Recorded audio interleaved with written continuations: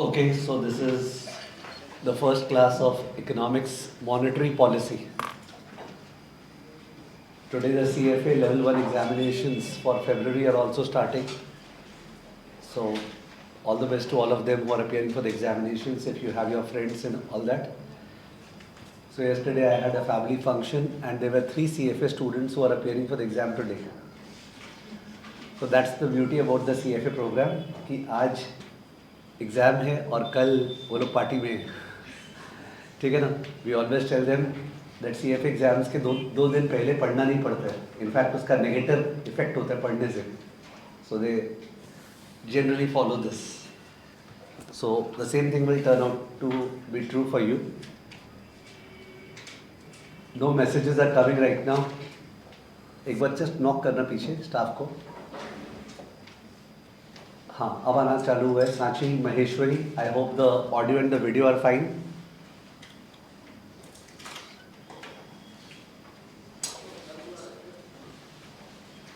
Okay, all is okay. ठीक. So when we start a fresh chapter, in that case, there are number one, fresh enrollments, students who start their first class with me. So that may be true for many of you. यहाँ पे face to face class में किसकी first class आज? Okay, sir. It may also be true for those in the live batch. Okay, anybody having a first class today? Hani Chanchalani was already there. Sandeep Mishra, Abhishek Pradhan, Raghav Gupta, Nishchay. Okay, Nishchay has a first class. Take it. So those who are having a first class, you will understand the whole of it. Although we are in the continuation of macroeconomics, पर आपको समझ में आने लग जाएगा. ठीक है ना. इससे मेरा ये भी होता है कि काफ़ी बार क्या है, when we enter into chapters, we just look at क्या LOS है, क्या कंटेंट है, rather than forgetting the perspective. तो because of newcomers मेरे को perspective हमेशा प्रोवाइड करना पड़ता है, which is always good. Some of the students who for the last 10, 15 days, 20 days have stopped studying for some reason or the other, उनको अचानक से मैसेज जाता है, ओके नया चैप्टर स्टार्ट हो रहा है, अब से स्टार्ट करेंगे. I can see some faces in front of me. ठीक है. लेट्स होप उनका ये अब से अब कंसिस्टेंट हो जाए. And there are others who are totally consistent fairly coming. ठीक है. थर्ड कैटेगरी जो है, who are coming to the lectures, who are doing the questions after the lectures, who are doing the mock test after the chapter which is announced. ठीक है ना. उनका तो 100% guarantee है पास होने का, कोई बात ही नहीं है. ठीक है. Right left. So if you just maintain consistency through out. Okay. Now economics in CFA level 1 is a tool to do what? A tool to do asset management. Economics in CFA level 1 is a tool to do asset management. You are going to be asset managers, investment management. आप equities को analyse करने वाले, bonds को analyse करने वाले, real estate को analyse करने वाले, कमोडिटीज़ को एनालाइज करने वाले, इंफ्रास्ट्रक्चर को एनालाइज करने वाले, private equity, hedge funds. For the purpose of analyzing all this, you need knowledge of 3 things. Number 1, economics. Number 2, statistics. Number 3, FSA. Economics, statistics and FSA. FSA is okay with you, financial statement analysis, because उसी में सारा information रहेगा. We have to be able to interpret it, the PL, the balance sheet, the cash flow statement. So 3 important tools है, economics, statistics and FSA. Economics in fact तीनों level पे है, level 1, level 2, level 3, जबकि QM और FSA is not there in the third level. But economics is maintained till the third level. Why? Because उसके बिना you cannot form an opinion about what is happening, what is not happening. थोड़ा सा perspective लेते जिससे common sense चले. We all have been over the last 1.5 years laughing over Trump as to what he has been doing. ठीक है. पर एक general perception जैसे राहुल गांधी के बारे में बन गया था ना पप्पू, तो वैसे ट्रम्प के बारे में भी एक अजीब सा परसेप्शन बन गया है कि आज तक के जो ग्लोबल लीडर्स थे, they used to at least show that they are good. They may not be good, but they will at least show. Trump openly says, I am not good. ठीक है? So it appears weird that ऐसा कैसे कोई leader हो जाता है. But if you forget about all this noise, the fact remains that US economy is standing at around 130% of 130% debt to GDP ratio. 130 debt to GDP ratio, ये हमने last chapter में किया था फिजिकल पॉलिसी में. And this is unsustainable. अगर कोई company होता ना, कंपनी जिसका वो फिजिकल सिचुएशन होता जो यूएस का है, the company would have defaulted. Okay, had there been a company with such balance sheet and such income, in that case the company would have defaulted. But because US is considered to be the reserve currency, it can not default. So therefore something needs to be done to reset the order. That's what is happening. US का market capitalization is around 65% of the world market capitalization. Very very high number. It cannot go to 90 ना, because बाकी लोग भी तो है. Market cap आप समझ रहे हैं? US का market cap है 65% of global market cap. This is unsustainable. Japan का I don't remember, but maybe 30 साल पहले the market cap reached around 40% of world market cap Japan का, and then Nikkei started crashing. And वो जो crash हुआ, it took around 30 years for Nikkei to reach that level. Understood? तो all that you see happening is happening as a result of US trying to reset. वो बोलना चाह रहे हैं, I will not be the monitor of the class. I was the monitor of the class, अब मैं monitor of the class नहीं रहूँगा. सब अपना अपना संभालो. ठीक है? Whether it's Canada or this or that, what they have done with Venezuela, I don't know, you are aware or not. ठीक है? That is something that pirates do. डकैत लोग करते हैं. So open those types of systems are running, and in such a setup, we are privileged to study economics as it applies to financial markets.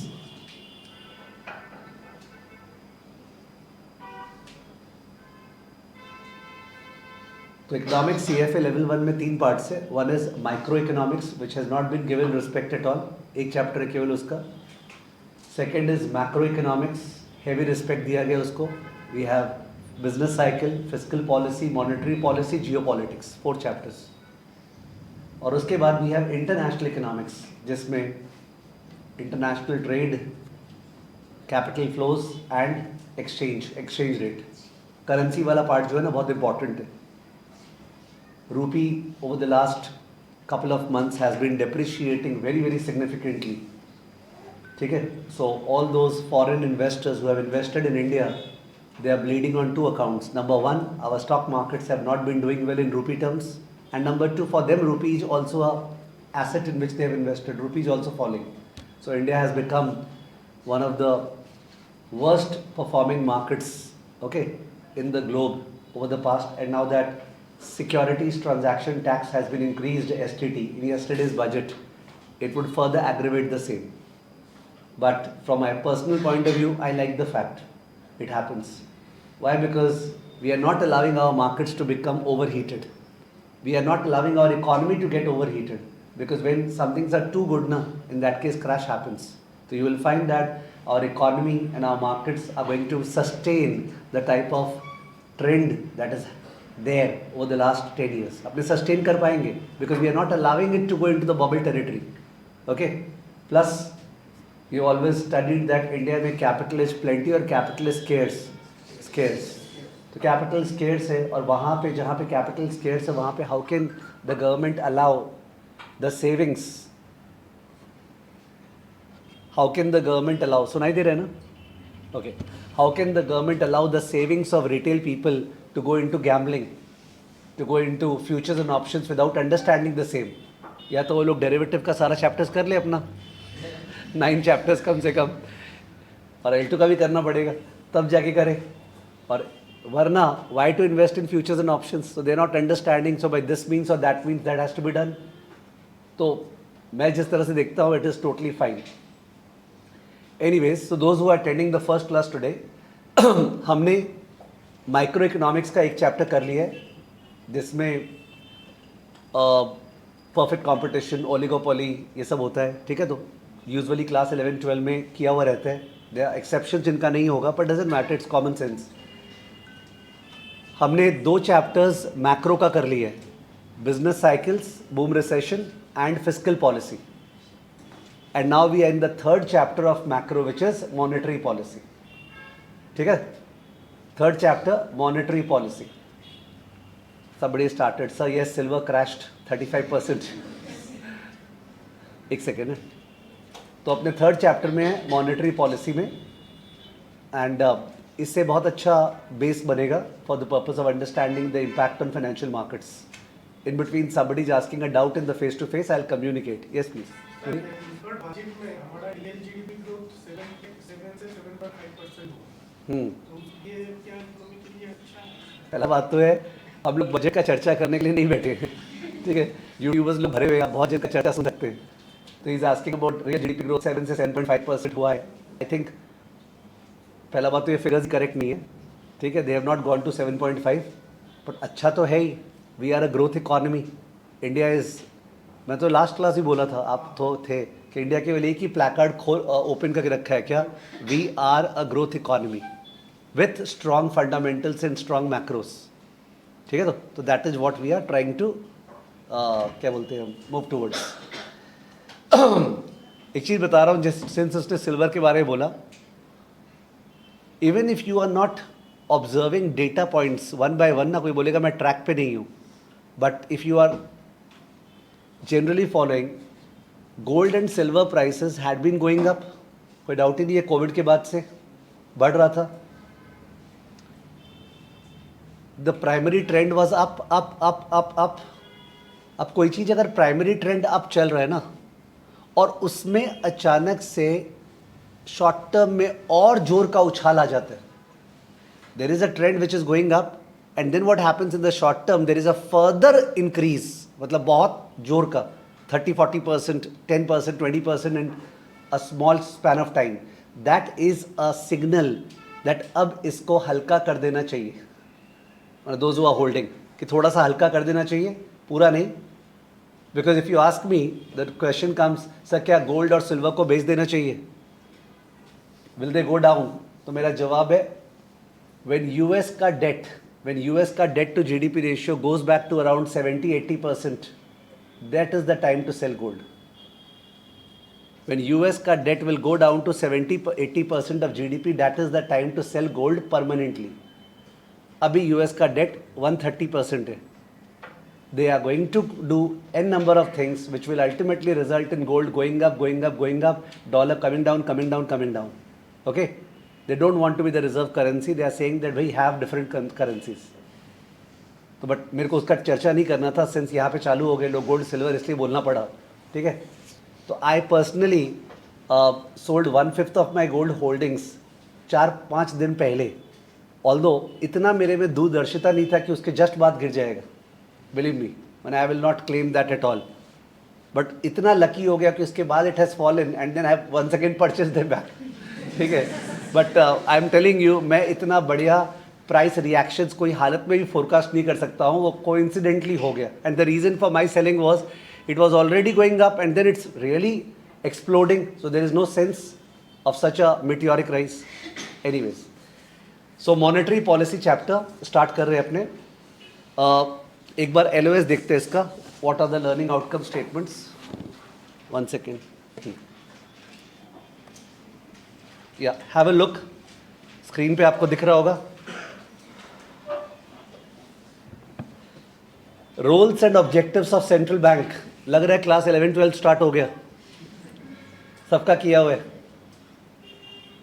Describe the tools used to implement monetary policy and monetary transmission mechanism and explain the relationship between monetary policy and economic growth, inflation, interest rate and exchange rate. तो second वाला LOS है tools, first वाला LOS है central bank का roles and objective. Third, describe the qualities of effective central bank, तो वो ऊपर ही दे देता LOS में, तो रोल्स, ऑब्जेक्टिव एंड क्वालिटीज ऊपर आ जाता. Contrast the use of inflation, interest rate and exchange rate targeting in expansionary और contractionary monetary policy and describe the limitations of monetary policy. मैं इसको अलग तरह से ऑर्गेनाइज करता है in case I was writing the stuff. Fourth वाला part, interaction of monetary and fiscal policy. So 4 LOS है. Last LOS is monetary plus fiscal को मिला के चलना पड़ेगा ना. They have to move in sync with each other. उसके बारे में है. LOS number A is about central bank. We will take the qualities of effective central bank. जो LOS C में था उसको भी ऊपर ले जाएंगे. तो सेंट्रल बैंक सारा वहाँ ख़त्म करते हैं. करेक्ट. रोल्स, ऑब्जेक्टिव एंड क्या qualities. LOS B is about tools of monetary policy and LOS C is about transmission mechanism and limitations of monetary policy. I'll explain. ठीक है.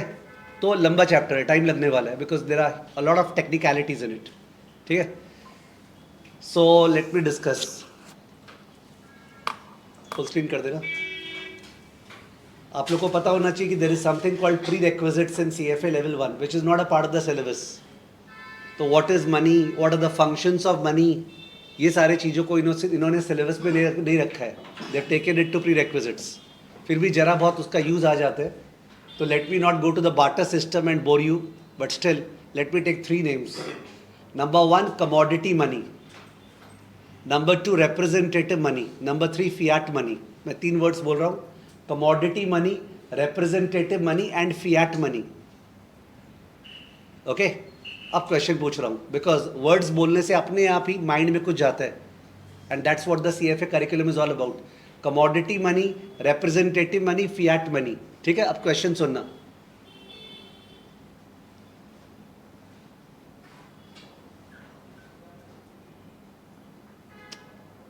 The central bank has announced that this is the currency that will circulate in the economy which can be used to buy goods and services. And any of you, if you want to give back the currency to me, I am the central bank, I'll give you gold back. ठीक है. तो ये मैंने note छाप के आप लोग को दिया है. ये नोट आप लोग यूज़ कीजिए for the purpose of medium of exchange, for transactions, for the purpose of store of value, save करने के लिए you use it.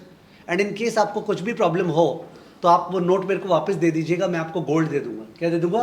Gold. This is story number 1. Is it okay? तो you all are getting a confidence कि यार कोई problem ही नहीं है. ये अपने को दे रहा तो पेपर है.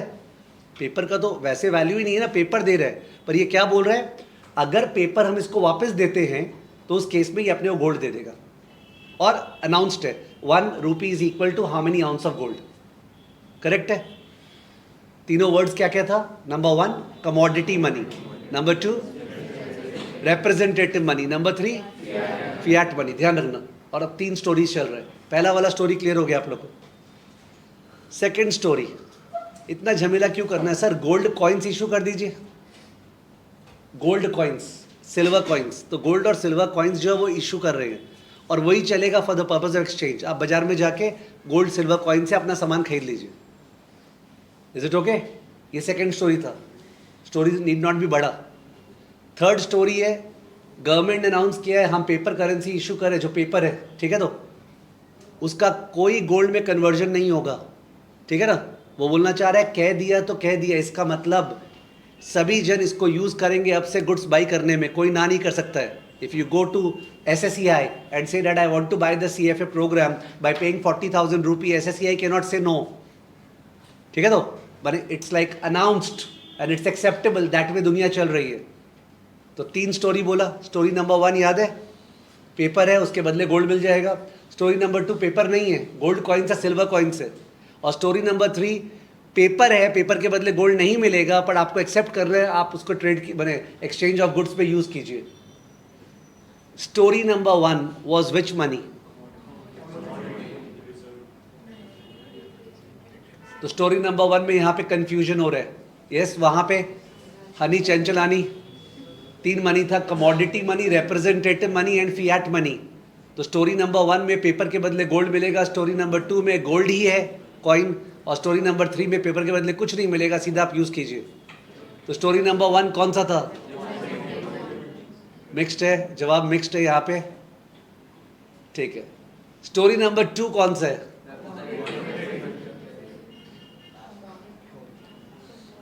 क्लियर कट है. Story number 2 is commodity money.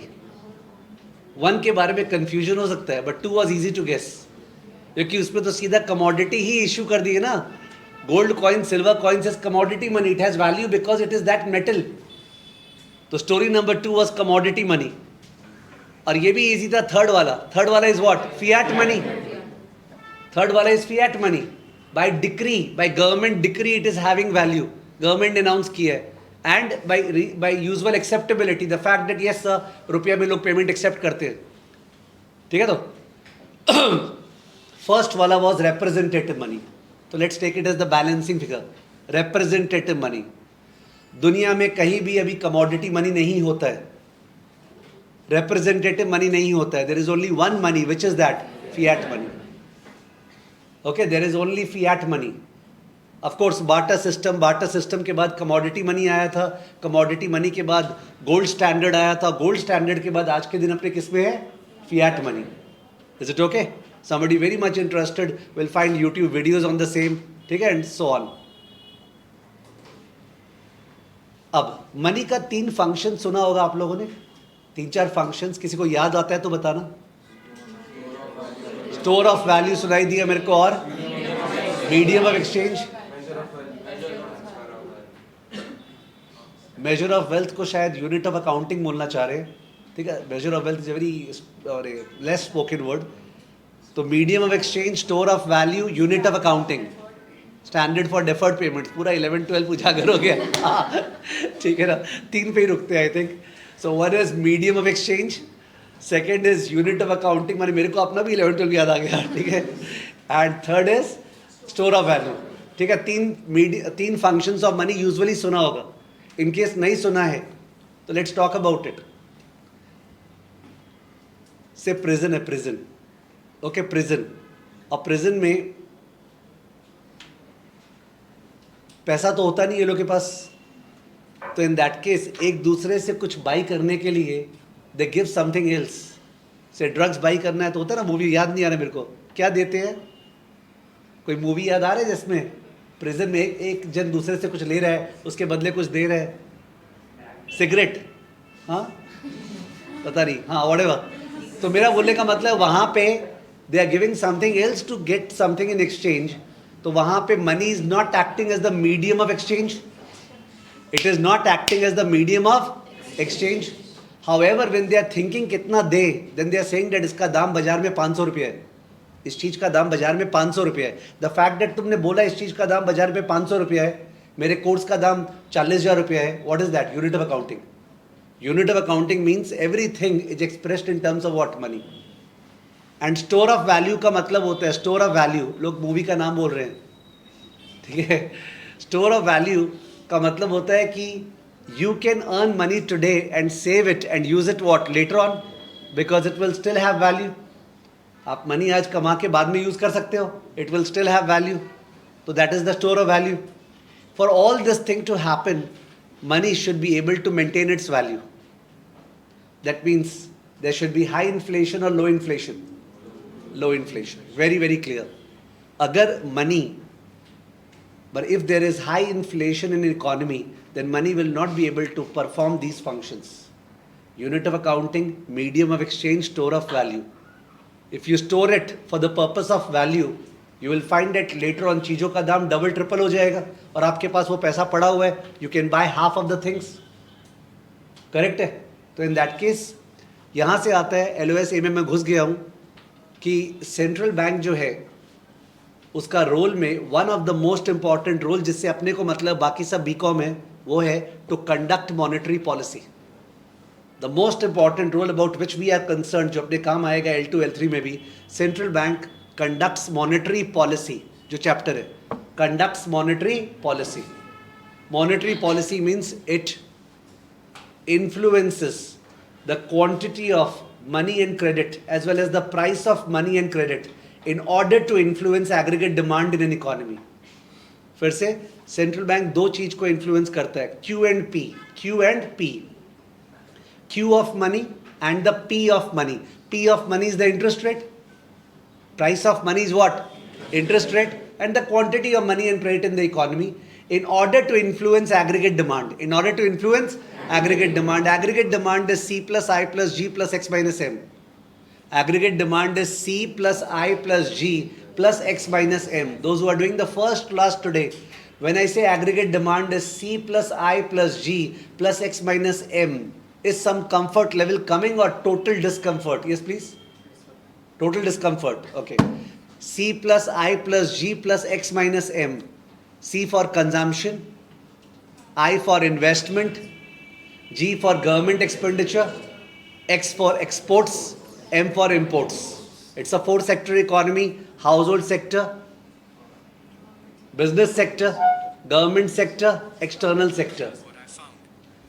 Household sector, business sector, government sector, external sector. तो household sector का consumption saving decision, business sector का investment in property, plant and equipment, new projects, government expenditure जो कल budget था, okay, government expenditure, export minus import.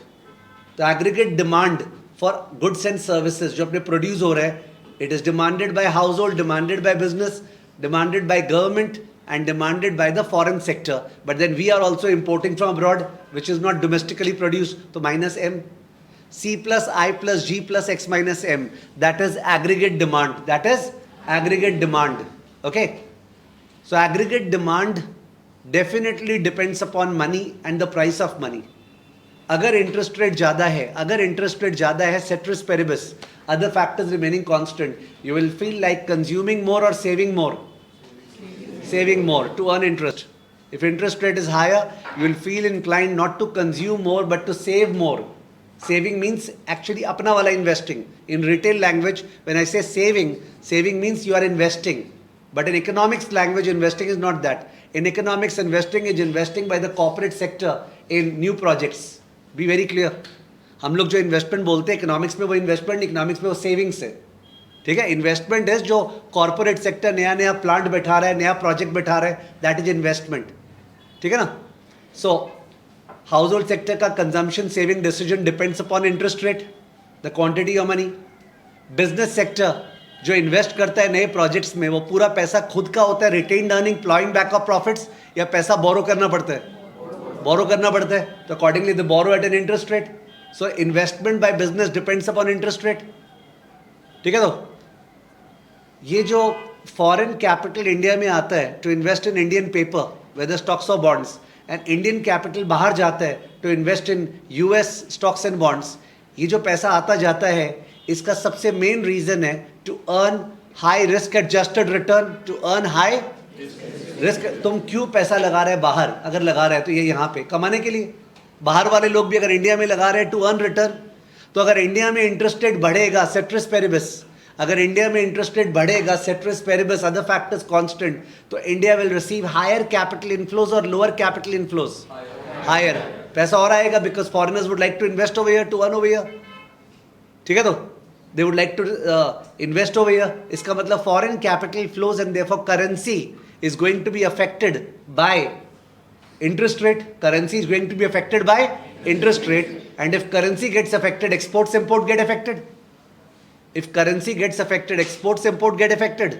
ठीक है. तो the fact that rupee is depreciating, it depreciates to level of say 100, 80, 90 से 100 चला जाए, तो in that case courses like the CFA and CPA program will become costlier for us.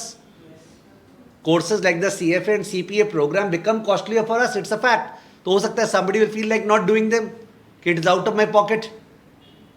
Traveling abroad is becoming very costly. So our imports are getting reduced. So number one, we increase interest rate.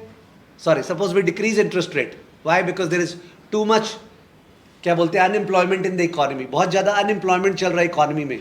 ठीक है. तो economy को spur करने का जरूरत है, जोश देने का जरूरत है. तो उस केस में we require which policy, expansionary और contractionary? Expansionary. Okay. So central bank will do what? It will increase money supply and reduce interest rate. Increase money supply and reduce interest rate. ठीक है. जिससे कि interest rate कम कर दिए तो लोग save कम करेंगे, कंज्यूम ज़्यादा. बिजनेस जो है देखेगा, अरे इतने लो इंटरेस्ट रेट पे पैसा मिल रहा है, चलो उठा के नया प्रोजेक्ट करते हैं. करेक्ट है. C and I will go up. At the same time interest rate कम करने से कैपिटल इनफ्लोज विल कम हो जाएगा. अपने यहाँ पैसा कम आएगा, बाहर से पैसा कम आएगा, तो रूपी विल डेप्रिशिएट. बिकॉज पैसा आता है तो रूपी का डिमांड बढ़ता है ना. पैसा नहीं आ रहा है तो रूपी का डिमांड कम हो रहा है. तो rupee will depreciate. If rupee will depreciate, our imports will go down. You will not do the CFA program. You will not go for foreign trips. अगर रूपी 100 110 हो जाता है तो $1 इक्वल टू 110, तब तो 110 रुपया चाहिए $1 के लिए. Understand? While our exports will go up because for foreigners our goods have become cheaper. Correct? So everything is affected. Please understand the role of money. Money and interest rate is affecting everything. And since it's affecting everything, therefore central bank of monetary policy is directed towards influencing the Q and P of money in order to influence aggregate demand. The Q and P of money in order to influence aggregate demand. ये सबसे important objective है central bank का. Sorry, objective नहीं, role. Objective अलग चीज है. 2 words था, दिखा एक बार स्क्रीन. 2 वर्ड्स था, एक था रोल और दूसरा था ऑब्जेक्टिव्स ऑफ सेंट्रल बैंक. आपने देखा? रोल मतलब फंक्शंस, ऑब्जेक्टिव मतलब मकसद क्या है. तो ऑब्जेक्टिव का बात नहीं कर रहे, रोल का बात कर रहे. तो रोल में आप लोग को बाकी का रोल्स याद आ रहा है. It's a banker to the government, it's a banker to the other banks, it's a lender of last resort, it is this that. ठीक है, तो वो रोल्स में आएगा. पर उन रोल्स में सबसे इंपॉर्टेंट रोल जो आपको याद नहीं आएगा 11-12 में, वो है कंडक्टिंग मॉनेटरी पॉलिसी. कौन सा? Conducting monetary policy. And this is the main part of the chapter, because chapter monetary policy है. तो बाकी का रोल्स जो बोलूंगा वो रोल्स बोल देंगे अपने, बिकॉज LOS में है, but they are not the main thrust of the chapter. तो मेन रोल अपने बोले नहीं. What is the role? To conduct monetary policy. ठीक है, तो to conduct monetary policy, which means to determine how much should be the money supply, the growth of money supply, and what should be the interest rate in the economy. Let me tell you right away that central bank cannot fix interest rate in the economy. It can influence. Central bank cannot fix money supply in the economy. It can influence.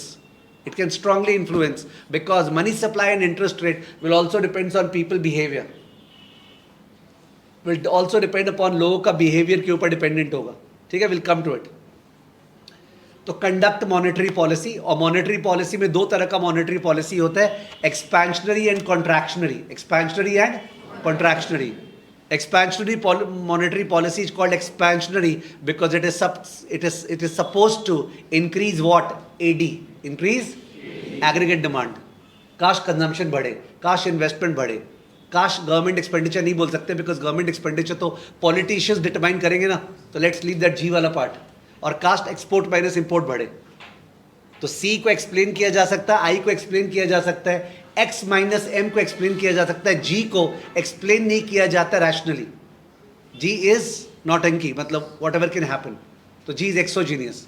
But C, I and X minus M are a function of interest rate, are a function of interest rate. If you influence money supply and interest rate properly, you can influence C, I, X minus M. If there is too much of aggregate demand in an economy, it can result in inflation.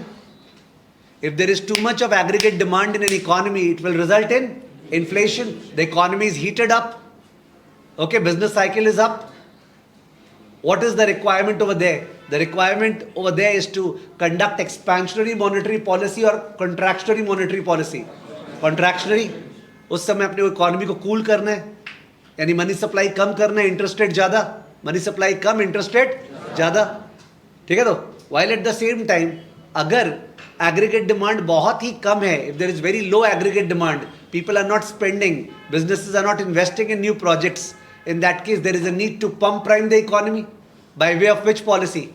Expansionary policy, which means higher money supply and lower interest rate. तो क्या होगा? अपने आगे तो बढ़ जाएंगे, पर जो मेन चीज़ है ना वो नहीं घुसा तो प्रॉब्लम होगा. कि सबसे इजी पार्ट तो अंडरस्टैंड कर ले कि बिजनेस साइकिल सा पता है.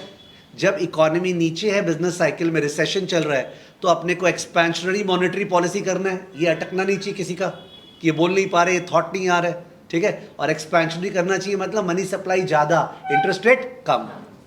If you have heard about the word QE and QT, somebody QE QT, by chance कोई बोलेगा full form? QE QT in the context of monetary policy. QE is quantitative easing. What is QE? Quantitative easing. And QT is quantitative tightening. QE is quantitative easing, QT is quantitative tightening. These words became very, very popular after the 2007 subprime crisis. These words became very popular. The US Federal Reserve, the Central Bank of the US, it really wanted कि ये जो 2007-8 में housing price crisis हुआ है ना, काश ये जल्दी हट जाए, इतना पेनफुल नहीं हो लोगों के लिए. बिकॉज अगर पेनफुल हुआ तो those who are in the power, those who have formed the government, they will be out, they will be thrown out. The government knows that it has to do something in order to ensure that the pain is not too much. And therefore the government did what? The government said banks लोग को कि तुम्हारा जो mortgage backed securities है, यानी तुम्हारे पास जो वो debentures है ना, bonds against housing loans, against housing loans, जो आपके पास bonds है, हम लोग वो खरीदेंगे. तुम लोग banks हो, पैसा लो, मेरे को अपना mortgage backed security दे दो, because those are toxic in nature ना. वो तो बहुत खतरनाक हो गया mortgage backed security. Don't worry, give it to me, I'll give you money. What do you do of the money? Please lend to consumers, lend to businesses, lend money. पैसा system में झोंक दिया, ठीक है. lend to consumers, lend to businesses, ठीक है. तो उसके बाद उससे काम नहीं बना तो बोला ठीक है, we will buy treasury securities from you. We'll buy what? Treasury securities from you, जिसको अपने ओपन मार्केट ऑपरेशंस बोलते हैं.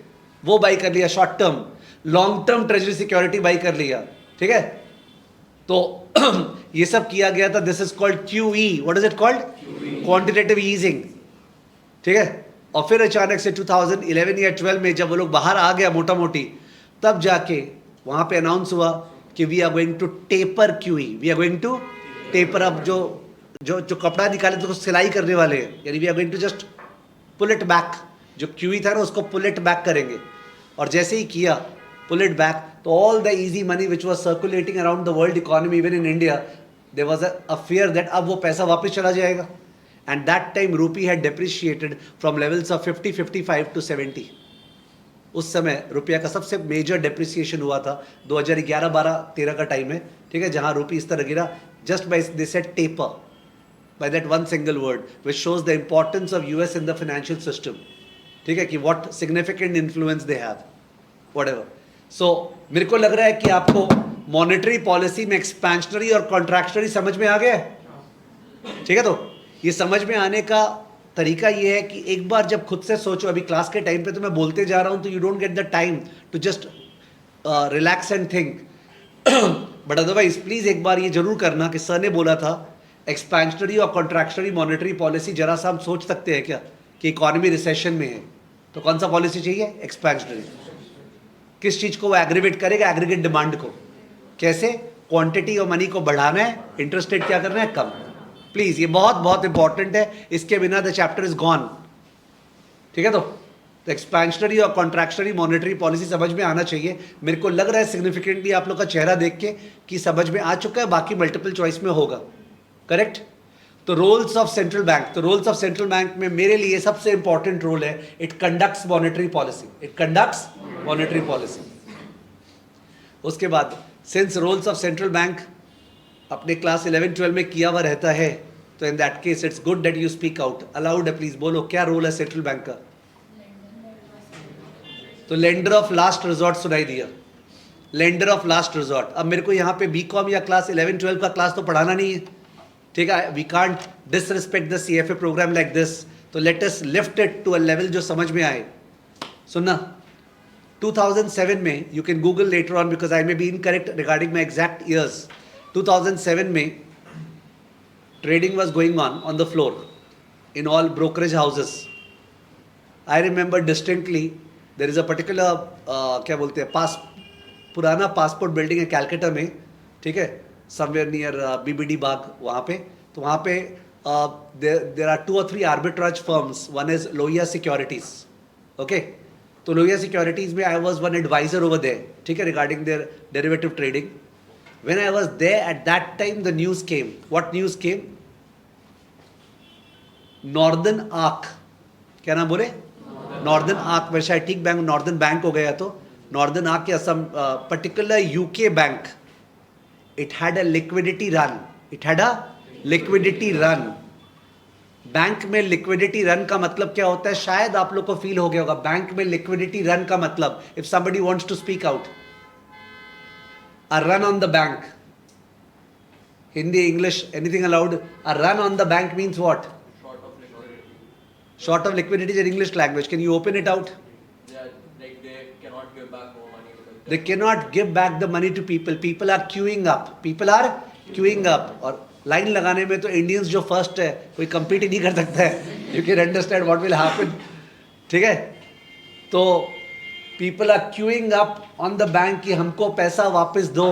All your savings deposit, fixed deposit, current account deposit, you are wanting the money back. The bank obviously does not have. Bank वो पैसा रख थोड़ी रखा है जो आपने दिया है.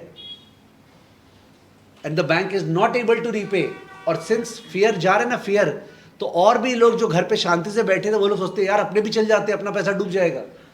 वो डर का जो साइकोसिस होता है, you can understand, it happens in the markets also. People are selling, let me cell that way.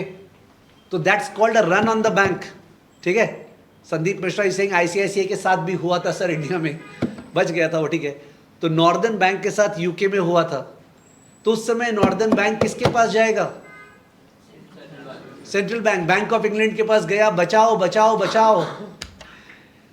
And bank of England उस केस में उसको लिक्विडिटी प्रोवाइड करेगा, पैसा प्रोवाइड करेगा. ठीक है?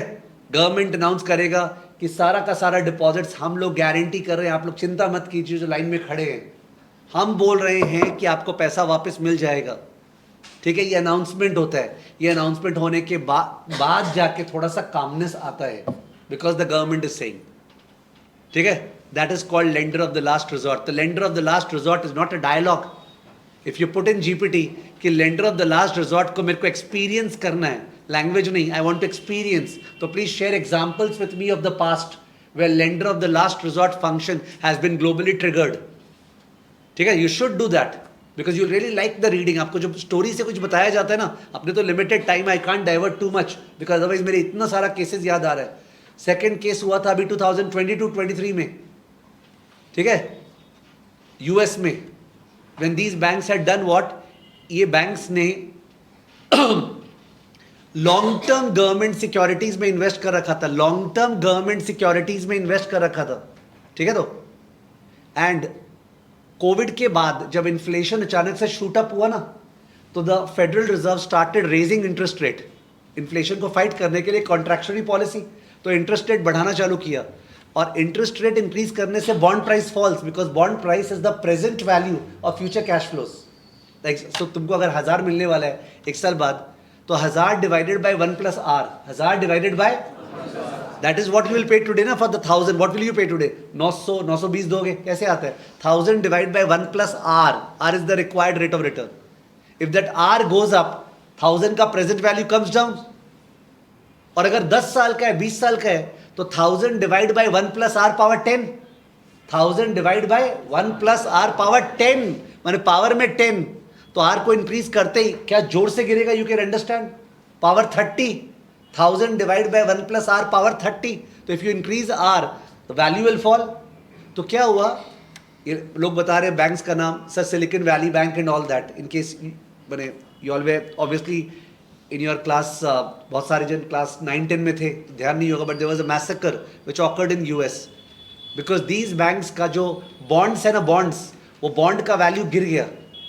ऑल्दो बॉन्ड बेचा नहीं है, पर उनका मार्केट वैल्यू गिर गया. लास्ट में जाके उनका ट्रेजरी सिक्योरिटीज है, पैसा कौन देने वाला है? गवर्नमेंट. तो डर कुछ भी नहीं है. There is no problem at all. It is not a toxic asset, but today the market value has fallen. तो in that case there was a run on the banks. People wanted their money back. ठीक है? And the US Federal Reserve has to come to the rescue. Lender of last resort. तो please lender of last resort को इज्जत से बैठाएं कि this is a very very big thing. ठीक है? lender of last resort जो आपने बोला. अब lender of last resort जो है उसको इन्होंने क्लब कर दिया into that part. banker to banks. क्या? banker to banks and banker to government. तो आई थिंक ज़्यादा टाइम नहीं देते हैं, इट्स कंट्रोलेबल. और वो फोकस ही नहीं है चैप्टर में. Why to focus on that part which is not focused. तो बैंकर टू बैंक्स और banker to government is one function. तो 2 फंक्शंस हुआ है मेरा. एक फंक्शन हुआ है conduct monetary policy, very very important. दूसरा हुआ है banker to government, banker to banks, उसमें लेंडर ऑफ लास्ट रिजॉर्ट आ गया. उसके अलावा supervisor of banks, regulator of banks है। ऐसा ट्रू नहीं है, बता दूं, कनाडा में, ओके, कोई पंजाबी स्टूडेंट है तो कनाडा में, ठीक है ना, हाँ, कोई है क्या पंजाबी स्टूडेंट? नहीं है, वो है। तो कनाडा में जो बैंकिंग सिस्टम है, कनाडा में जो बैंकिंग सिस्टम है, that is not supervised by the bank of Canada.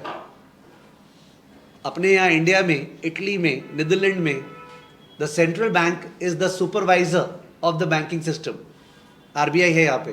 Canada में bank of Canada, the central bank, is not the supervisor of the banks, there is another authority, उसका नाम मेरे को याद नहीं है, तुम लोग खोजो एक बार जीपीटी में। Who is the supervisor of banks in Canada? Who is the supervisor of banks in Canada? Raghav Gupta is saying CIRO. Office of the Superintendent of Financial Institutions. That's the name. अपने को याद नहीं करना है. But just to know that, बने supervisor role is always not followed by central bank. ठीक है? Office of the Supervisor of क्या बोला? Financial Superintendent of Financial Institution. Not a concern for us. अपने को याद नहीं रखना है. मैं बोलना चाह रहा हूँ कनाडा में the central bank is not the supervisor of the banking system. तो जो रोल बोल रहे ना, role of central bank, it is the supervisor of the banking system. It is not true in Canada. Okay? A different agency is there. A different agency is there. But in many countries like India, Italy, Netherlands, वहाँ पे, और India है तो पाकिस्तान, श्रीलंका में वही होगा, they follow us. ठीक है? बाद में चेक कर लेना. तो in that case, वहाँ पे सेंट्रल बैंक जो है वही सुपरवाइज करता है बैंकिंग सिस्टम को। और किसी किसी कंट्री में there is a split responsibility, यानी the central bank as well as one और टू एजेंसीज मिल के सुपरवाइज करते हैं। चेक करना ना प्लीज। यूएस में who supervises the banking system? US में हु सुपरवाइजेस द बैंक्स? तो मेरे ख्याल से फेडरल रिजर्व करता है, पर और भी है इंस्टीट्यूशन जो करते हैं, मेरे को नाम नहीं पता है। ऑस्ट्रेलिया में भी आई थिंक, याद नहीं आ रहा है। Office of the controller of the currency, और फेडरल रिजर्व नहीं बोला है, बोला है, हाँ। तो यानी कि यूएस में डुअल है। यूएस में क्या है? डुअल है। यूएस में डुअल हो गया, सिंगुलर नहीं है। कनाडा में सिंगुलर है पर सेंट्रल बैंक नहीं है। इंडिया में सिंगुलर है, सेंट्रल बैंक है। तो मोस्टली सेंट्रल बैंक ही करता है। बट आपको बता दे, इट इज़ नॉट नेसेसरी। अगर मल्टीपल चॉइस में खोद दिया, जो कि नहीं खोदना चाहिए, बिकॉज ये जान के आप बढ़िया इन्वेस्टर नहीं बन पाओगे। What is the purpose of economics and CFA curriculum? To act as a tool in asset management. तो ये जान के कि कौन सुपरवाइज करता है, मैं कितना पैसा स्टॉक मार्केट में कमा लूंगा, कुछ नहीं। तो मेरे को लगता नहीं है टेस्टेबल होना चाहिए, but it is mentioned in the core, because of which we don't leave anything untouched. ठीक है ना? सुपरवाइजर। उसके बाद regulator of the payment system. Regulator of the payment system, कैसे पेमेंट का प्रोसेसिंग होगा, कैसे पेमेंट्स होगा, क्या चलेगा, यूपीआई टूपीआई सारा चीज़ वो किसके कंट्रोल में है? Central bank. ठीक है? तो वो एक में ही चला गया, एक ही चीज़ में। ठीक है? उसके अलावा आपने पढ़ा हुआ क्लास 11-12 में guardian of our forex reserves, ऐसा कुछ वर्ड है ना, था कस्टोडियन। कस्टोडियन सही बोले, custodian. Custodian of forex reserves. Forex reserves के बारे में तो सारा खेला फॉरेक्स रिजर्व्स का ही है अभी। The way in which China has amassed gold reserves, all other central banks are going after gold, knowing fully well that dollar के ऊपर भरोसा नहीं हो सकता है। That's the reason why gold का इस तरह का मेट्योरिक राइज है। And the rise will continue according to my understanding till US का debt levels falls to below 100% of GDP. So therefore anybody holding gold should just keep on holding gold. शुरू में trading करना चाहे मेरे के जैसे बीच में कि बेच के वापस खरीद लेंगे, वो एक अलग बात है। ठीक है? But those are always difficult affair because train कभी कभी छूट जाते हैं। When you want to sell and then later on buy, you find that the price goes up and you have lost that part. ठीक है? So gold, bullion, forex reserves, okay, these are there. तो these are the roles of central bank. हो सकता है एक दो miss कर दिया होगा, कैसे लिखा होगा, हार्डली मैटर्स, बिलीव मी। ठीक है? तो one should not spend too much time into the role of central bank.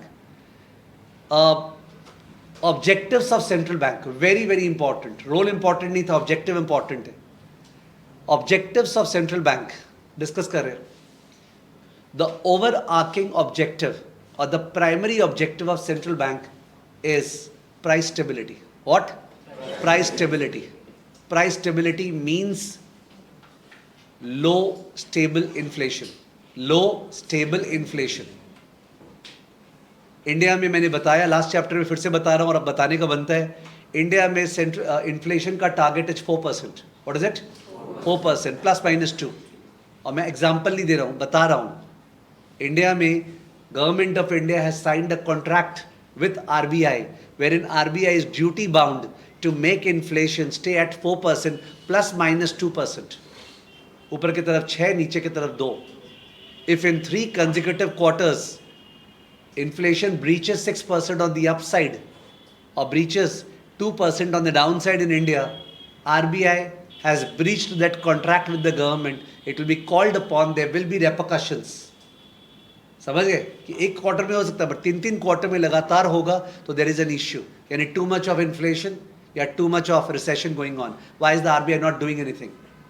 तो आरबीआई का मैंडेट है price stability, clear cut. The first thing, अपने जो बोलते हैं, बहुत जन ऐसे सोचते हैं just because many of the ministers in the present Modi government can not speak sophisticated English which soothens all the convent educated stuff. Okay, therefore people think that ये मोदी गवर्नमेंट को इकोनॉमिक्स आता नहीं है.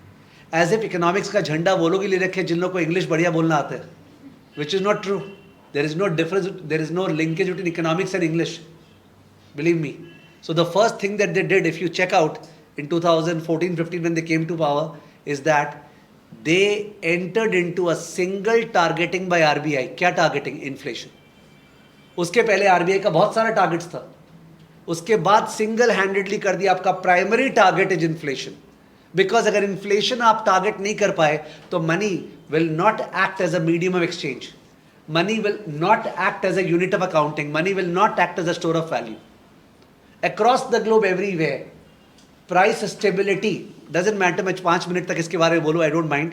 Price stability, that is controlling inflation, is the most important objective of every central bank. Even in the previous chapter fiscal policy, जब हमने multiple choice questions कर रहे थे तो कई सारे question इसके help से कर पाए थे कि fiscal policy का main objective price stability नहीं होता है. Although वो भी चाहता है पर उसका वो mandate नहीं है, उसका mandate अलग है. ठीक है, तो इसका mandate है price stability, that is controlling inflation. समझ गए? And that is the biggest reason for fight between the government and central bank. Government, that is Trump. I'm coming back to it because that is the maximum which I can contribute to you by explaining it. Trump wants interest rate to be cut. Okay? So the last Fed chair, Jerome Powell, was not doing it.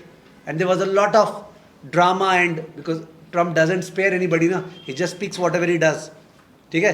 तो वो RBI का building, federal reserve का building में जाके जा रहा है उसके साथ, जेरोम पावेल के साथ, और बोल रहा है कितना खर्चा हुआ इस बिल्डिंग में. You understanding, he is doing all those things. तो he did a lot to pressurise, but Powell did not bent, he did not cut interest rate. He understood the primary objective of central bank is what? Price stability. However, the next Fed chair, whoever is coming or has come, I'm not aware, it is said that this person would be more under the control of Trump. ये ज़्यादा control में होगा Trump के, and therefore it is felt that US interest rates are headed southwards. At least I am sure about it कि US interest rate will fall, because interest rate fall करने से US dollar will fall. US dollar को fall करवाना US के लिए ज़रूरी है if they want to come back to less than 100% of debt to GDP ratio. They have to make dollar fall. They can't say it openly. They will talk about no, we have strong dollar, but they are actually wanting to make dollar fall because then US goods become cheaper. And if US goods become cheaper, then US exports will rise. Okay? The US exports cannot just rise by way of all the trade wars that he's doing. It also requires the support of currency. He wants dollar to fall. Understood? Secondly, he does not want people to invest in the Mac 7 or Mac 9. मतलब Google and उस पर investment नहीं चाह रहे. वो बोल रहे हैं प्लीज इन्वेस्ट इन यहाँ का प्लांट, यहाँ का मैन्युफैक्चरिंग कैपेसिटी. तो is inviting FDI. He is not wanting the stock markets which already 65% of global market cap to become 75-80%. So there's a lot of logical stuff that he's doing in a bad manner. But he's doing what is required. And in fact, if Trump was not there, if somebody else was there, he or she would also have done, Kamala Harris would have done the same thing in a more decent manner. Okay, believe me. Dollar ka girana, it is the primary objective of the US. Anyways, coming to it. So I was saying, US का monetary policy का दो mandates है.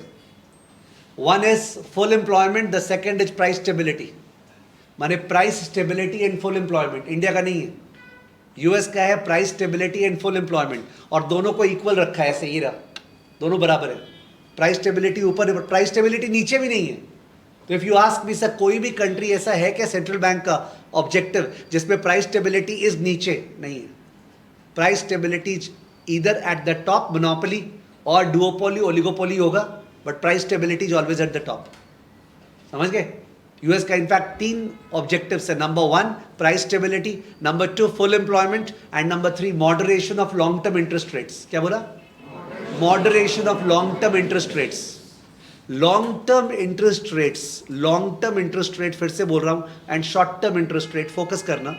Long term interest rate मतलब I am talking about the 10 year treasury yield, 10 year 10 साल का ब्याज per annum. Short term interest rate is 3 महीना, 6 महीना, 1 साल का ब्याज. ठीक है, money market, capital market, long term. When corporates have to borrow to invest in a project, when corporates have to borrow, if Microsoft और in fact Meta has announced massive investments of around $500 billion over the next 3-4 years into chip manufacturing abilities, okay, and grid stations in US, $500 billion. तो in that case, वो जो $500 billion को वो जो borrow करेगा बाजार से, it is concerned about short term interest rate or long term interest rate? Long term, because the project is long term and therefore the funding is also long term, asset liability matching. तो long term interest rates are the ones that determine investment, C+I वाला I. ठीक है, वो अगर बहुत ज्यादा हो जाए तो investments will suffer.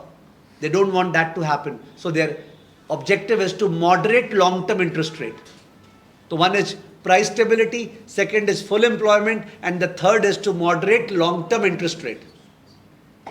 European Central Bank ने क्लियर कट बोला है, price stability is the objective, true objective of our monetary policy. If there are other objectives like growth, employment, they will be pursued to the extent that they don't conflict with price stability. लिखा हुआ है in the preamble to the monetary policy कि we are going to pursue price stability. बाकी जो objective है, growth आए, employment ज़्यादा हो, वगैरह वगैरह, वो हम लोग करेंगे pursue, उनको भी देखेंगे. But अगर वो conflict किया with what? Price stability, we won't. Okay, then we won't. कुछ लोग ये प्रीएम्बल में लिखे हुए को सीरियसली ले लेते हैं, जैसा फ्रेंच गवर्नमेंट ने किया. उनका debt to GDP ratio 110% of GDP हो गया था.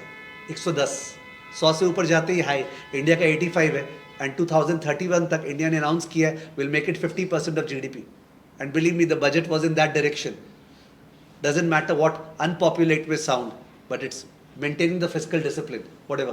तो फ्रेंच गवर्नमेंट ने क्या किया? फ्रेंच गवर्नमेंट ने बोला कि अब हम लोग फिस्कल डेफिसिट कम करेंगे, खर्चा कम करेंगे, वेलफेयर पेमेंट्स कम करेंगे, हेल्थ केयर पेमेंट्स कम करेंगे, वगैरह वगैरह. And next day the French government was gone because people are not ready to leave जो मुफ्त का मिल रहा था. इंडिया में जो बीजेपी गवर्नमेंट ने by the name of redistribution इतना जो बांटा है ना पैसा, सच दैट लोग काम करने नहीं जाते आजकल at lower level, poverty alleviate करने के लिए. अब वो पैसा अगर छीन लेना कि अब से आपको चावल नहीं मिलेगा या नहीं मिलेगा, मेरे को उतना अवेयर नहीं है तो I am not able to speak in those terms. तो उस केस में the government is down. Understood? तो इकोनॉमिक्स पढ़ के केवल you can't run the economy because then you are out. कहाँ से रन करोगे? There is no policy. So Europe although बोल दिया, but those European governments which are following the same, they are out of power. तो politicians have understood. Fiscal deficit जो है कोई और तरीके से कम करना पड़ेगा. कम से कम खर्चा कम करके कम नहीं कर सकते. Whatever. So I was stressing on the objectives of central bank. I've taken a lot of time, but it was important. What is the most important objective of monetary policy? Price stability. Remember. Can some central banks have dual objective? Yes. Example US. And some of them have single primary objective, price stability. I don't think ये आपकी कोई हालत में wrong होगा exam में. मैंने given the way जिस passion से डिस्कशन हुआ है, ठीक है तो one objective is price stability और सबसे मेन ऑब्जेक्टिव यही है. कुछ सेंट्रल बैंक्स डेवलपिंग नेशंस के, कौन से नेशंस के? डेवलपिंग नेशंस के, वो लोग एक्सचेंज रेट को भी टारगेट करते हैं ऑब्जेक्टिव में. एक्सचेंज रेट यानी Hong Kong will announce that 1 USD is equal to 10 HKD. I hope you're understanding. 1 US dollar equal to 10 Hong Kong dollar. 10 मैं मन से बोल रहा हूँ. I don't remember the level. ठीक है तो 1 USD equal to 10 HKD और suppose हांगकांग ने announce कर दी है. That's called pegging. What is called? Pegging. You must have heard it by the name of fixed exchange rate regime. क्या? Fixed exchange rate regime. 1 USD equal to 10 HKD. Is it okay? Pegging. Fixed exchange rate regime. 1 USD equal to 10 HKD. क्यों करते हैं ऐसा? इसलिए करते हैं because they believe that suppose कोई student है क्लास में और वो स्टूडेंट ना जानता है कि वो इनडिसिप्लिन्ड है, कभी पढ़ता है कभी नहीं पढ़ता है, बहुत चंचल है, ठीक है ना. There is another person who is very very discipline, topper in class always, ठीक है. तो वो स्टूडेंट उस टॉपर के साथ फ्रेंडशिप अच्छे से करता है, जैसे भी किया जाता है. यार इसके साथ रहेंगे ना तो अल्टीमेटली जाके अपने भी थोड़ा डिसिप्लिन्ड हो जाएंगे.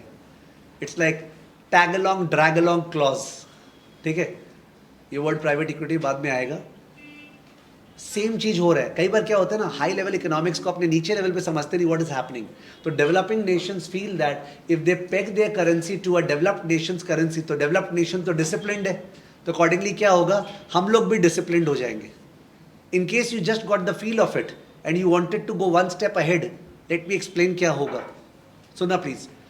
हांगकांग में अचानक से इन्फ्लेशन ज़्यादा हो गया. हांगकांग में अचानक से इन्फ्लेशन ज़्यादा हो गया, पॉसिबल है. सिंस इन्फ्लेशन हांगकांग में ज़्यादा हो गया, therefore its currency under normal circumstance would what? Depreciate. Normal circumstance में currency will what? Depreciate. तो हांगकांग डॉलर शुड फॉल, ठीक है. तो हांगकांग डॉलर गिरना चालू हुआ तो 1 USD becomes 12 HKD. I hope you understanding. दाम US डॉलर का था, तो इफ आई से 1 US dollar is 10 HKD versus 1 US dollar is 12 HKD, HKD has fallen because HKD का दाम 1/10 से 1/12 हो गया. You understanding the maths. तो HK डॉलर गिर रहा है पर गिरना अलाउड नहीं है, सेंट्रल बैंक ने बोला था. तो सेंट्रल बैंक HKD को बढ़ाने के लिए HKD क्या करेगा? बाय. सेंट्रल बैंक HKD क्या करेगा? बाय. और US डॉलर क्या करेगा? सेल. HKD करेगा बाय, US डॉलर क्या करेगा? सेल. अगर वो HKD बाई करेगा, HKD अगर बाई करेगा तो HKD बाई करने से सिस्टम में मनी सप्लाई कम हो गया. सिस्टम में मनी सप्लाई क्या हो गया? कम. और मनी सप्लाई कम हो गया तो इन्फ्लेशन कंट्रोल में आ जाएगा. Think if you are able to do this story बाद में भी, ठीक है. तो इन दैट केस ब्यूटीफुल कि how does pegging enable discipline. कि यूएस में अगर इन्फ्लेशन ठीक है पर हांगकांग में इन्फ्लेशन ज़्यादा हो गया तो अपना करेंसी गिरेगा, तो करेंसी को बाई करेंगे, फॉरेक्स रिजर्व सेल करेंगे, और करेंसी को बाई करेंगे तो मनी सप्लाई कम हो गया. मनी सप्लाई कम हो गया तो ऑब्वियसली इन्फ्लेशन क्या हो जाए? कंट्रोल. तो they think that this is the way that we can ensure pegging. तो बहुत सारे कंट्री ये भी करते हैं, ठीक है. इसका भी ड्रॉबैक्स है which I can't go into right now, I am just telling you. तो ऑब्जेक्टिव्स में बहुत सारा ऑब्जेक्टिव्स आता है. Could be exchange rate targeting, could be interest rate targeting, whatever, but price stability is the main objective, ठीक है. तो that is objectives of central bank में. अपना ऑब्जेक्टिव्स वाला पार्ट हो गया. Believe me we have covered LOS number A. LOS number A. For all those who have joined right now should understand how does the class happen. Class में कभी कभी मैं pure dictation में आ जाता हूँ. It's more a dictation oriented class that goes on. कभी कभी मैं डिस्कशन में आता हूँ और डिस्कशन में आने के बाद अगर लगता है टाइम नहीं बचा तो in that case notes are shared on the drive with you. Because आज का नोट्स होगा क्या? रोल्स ऑफ सेंट्रल बैंक, वो 5 BCom टाइप रोल लिखा हुआ है, लैंडर ऑफ लास्ट रिजॉर्ट, वो मैं लिखा भी दूंगा तो क्या हो जाएगा। इनफैक्ट बता दूं, लास्ट क्लास जो लोगों ने किया था ना फिजिकल पॉलिसी, उसमें LOS C और D मैंने डिक्टेट नहीं किया था, तुमको कॉपी में लिख लेना चाहिए था कि notes present in the drive, so that when you are studying you will understand, because I think उस चैप्टर में करीब 4-5 पेज का नोट्स हो गया था, उसके बाद अचानक से नोट्स बंद हो गया, तो notes there in the drive, you got to refer, ठीक है ना। तो यही हाल अभी LOS A का होने वाला है अपना। Okay, role and objectives of central bank, ठीक है। एक बार कुछ क्वेश्चंस देखते हैं, let's see how we are fairing.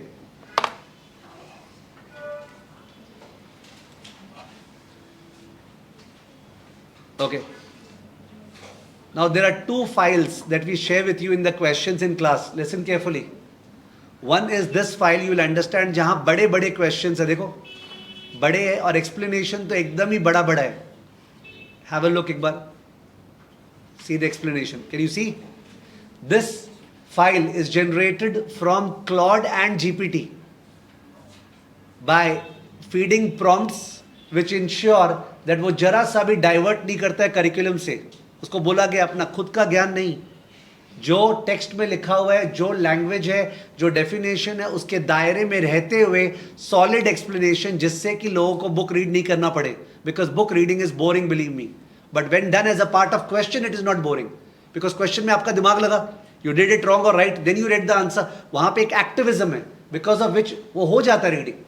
But when you start reading the book ना, believe me, it is not the efficient way in today's world at least, ठीक है। तो this file is the GPT and Claude वाला file, और दूसरा file होगा जहां छोटे छोटे क्वेश्चंस होंगे, that is the CFA institute का क्वेश्चंस, ठीक है, तो जो कि लेस एक्सप्लेनेटरी है, जिनमें आपका बेस और कॉन्सेप्ट कम बनेगा, बट दे आर इंपॉर्टेंट। तो दो फाइल्स होते हैं क्वेश्चन का हमेशा, ठीक है, क्लास वर्क का। Let's see this question. Santos, an economic student, is studying the evolution of monetary system. She learns that until the early 20th century, many countries operated under a gold standard where currency could be exchanged for a predetermined amount of gold. Today, most major economies use a different system. Which of the following best describes the type of money used in modern economies and the primary source of its value? Very easy question. Read the three options. Nobody can do it wrong. जो लोग भी face to face बैठे उनको मुंह से answer नहीं बोलना है, otherwise others are affected. वहां पे आंसर्स चल रहा है तेजी से, सबका राइट जा रहा है।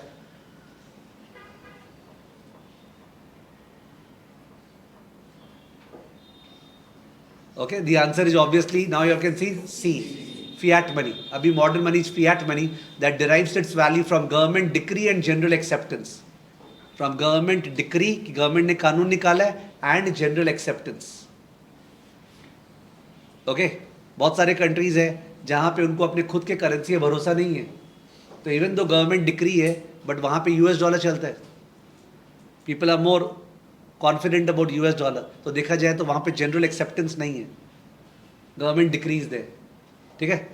So fiat money, commodity money, representative money, fiat money, जो मैंने आपको वर्ड्स बोले थे, ठीक है। तो question number 2, the Reserve Bank of New Zealand holds NZD $6.5 billion. Sorry, the Reserve Bank of New Zealand holds approximately 6.5 billion New Zealand dollars in foreign currency reserves and 14 tons of gold.